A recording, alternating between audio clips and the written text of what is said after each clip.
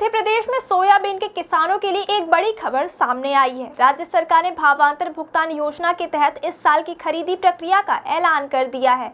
इस योजना के लिए रजिस्ट्रेशन की प्रक्रिया 3 अक्टूबर से शुरू होगी, जो 17 अक्टूबर तक चलेगी। किसानों को इस योजना की पूरी जानकारी देने के लिए कृषि विभाग की अधिकारी गांव-गांव और मंडियों में पहुंचेंगे, ताकि हर किसान को इसका लाभ मिल सके। इसके बाद 24 अक्टूबर से किसानों की फसल की खरीदी शुरू होगी, जो 15 जनवरी तक जारी रहेगी। इस दौरान किसान अपनी उपज को मंडियों में जाकर बेच सकेंगे। अब बात करते हैं खरीदी की प्रक्रिया की। सोयाबीन की फसल मंडियों में सामान्य प्रक्रिया के तहत ही खरीदी जाएगी, लेकिन सत्यापन मंडी के दस्तावेजों के आधार पर किया जाएगा। हर दिन मंडियों में आने वाली सोयाबीन की FAQ यानी मानक गुणवत्ता के हिसाब से मॉडल मूल्य घोषित किया जाएगा।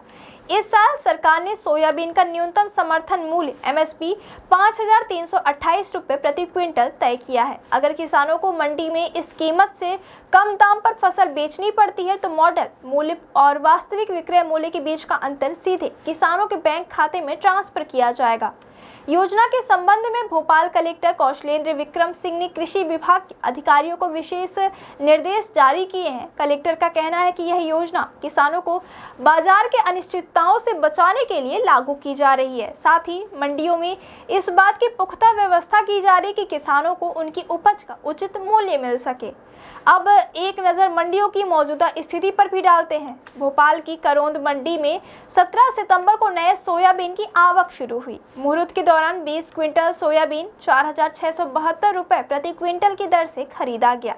इसके बाद भी प्रदेश की लगभग सभी मंडियों में सोयाबीन की आवक लगातार हो रही है, लेकिन कीमतें MSP से भी कम है। कई जगहों पर सोयाबीन 5,000 रुपये प्रति क्विंटल से भी नीचे बिक रहा है, जबकि किसान 6,000 रुपये प्रति क्विंटल का भाव तय करने की मांग कर रहे हैं। अब बात करते हैं योजना के प्रचार प्रसार की। 3 अक्टूबर को प्रदेश की सभी कृषि उपज मंडियों में होर्डिंग और बैनर लगाकर उनकी जानकारी दी जाएगी। किसानों और व्यापारियों को WhatsApp ग्रुप और SMS के जरिए पंजीयन और अंतिम तिथि की सूचना भेजी जाएगी। 3 से 5 अक्टूबर तक प्रभारी मंत्री की मौजूदगी में जिला स्तर पर कलेक्टर, सांसद, विधायक और किसान प्रतिनिधियों की बैठकें आयोजित की जाएंगी। योजना को व्यापक स्तर पर पहुंचाने के लिए ट्रैक्टर और मोटरसाइकिल रैली का भी आयोजन होगा।